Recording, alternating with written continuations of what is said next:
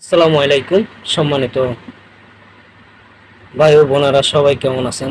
আমার ফেসবুকের এমন পেজের ইউটিউবের প্রিয় ভাই ও বোনেরা, সবার প্রতি জানাই আমার পক্ষ থেকে ও অন্তঃস্থ থেকে অনেক অনেক ভালোবাসা ও শুভেচ্ছা। আশা করি সবাই অনেক ভালো আছেন। আমি আলহামদুলিল্লাহ অনেক অনেক ভালো আছি। আপনাদের দোয়া চলে আসলাম আজকে নতুন আরেকটি ভিডিও নিয়ে আপনাদের জন্য। আশা করি সবাই শুরু থেকে শেষ পর্যন্ত ভিডিওটি দেখবেন, ভালো লাগবে।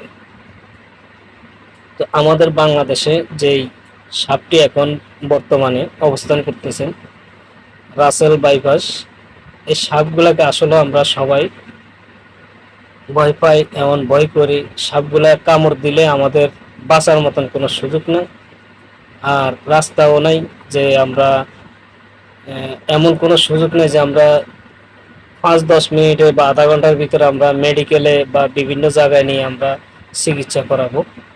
তো আসলে এই সাপগুলাকে সবাই আমরা ভয় পাই, এই কারণে সেই জন্য সবাইকে বলছি, সবাইকে সচেতন করার জন্য আমি এসেছি। আসলে সবাই কিন্তু ঘরের আশেপাশে যত কাঁচা আবর্জনা আছে, ঘরের আশেপাশে যত কাঁচা আবর্জনা আছে, সবগুলাকে আপনারা কি করবেন, সবগুলাকে পরিষ্কার করে দিবেন। পরিষ্কার পরিচ্ছন্ন যদি থাকে, তাহলে আপনার ঘরের আশেপাশে জার জঙ্গলের ভিতরে কোনো সাপ অবস্থান করতে পারবে না। আর আপনাদের ঘরের ভিতরে সুকাইস আলমারিতে বিভিন্নভাবে কাপড় চোপড়ে আবজা হয়ে থাকে, খাটের নিচে চৌকির নিচে আবজা হয়ে থাকে। আপনারা এই আবজাগুলাকে পরিষ্কার পরিচ্ছন্ন রাখার চেষ্টা করবেন সবসময়। আর কোনো ডেক্সি পাতিল থাকলে ওগুলাকে ঘুরে রাখা। যেহেতু আমাদের সাপটা বিলে খালে জার জঙ্গলের ভিতরে বেশি তাদের বসবাস, বেশি তাদের চলাফেরা, সেই জন্য বলছি আপনাদেরকে, সেই জন্য আপনাদেরকে সতর্ক করছি। আপনাদের বাড়ির আশেপাশে বা ঘরের আশেপাশে, ঘরের পিছনে, সামনে, উঠানে, বিভিন্ন জায়গায় আমাদের যেই ঘাস কুড়া খ্যার যার জঙ্গলে আমরা আবজা হয়ে রয়েছে, আমরা এই জিনিসগুলো সবসময় পরিষ্কার রাখবো। এই জিনিসগুলো পরিষ্কার রাখার কারণে দেখা গেছে সাপ ওখানে কখনো অবস্থান করতে পারবে না। যেহেতু ওখানে পরিষ্কার জায়গা, পরিষ্কার জায়গার ভিতরে সাপ কখনো অবস্থান করবে না।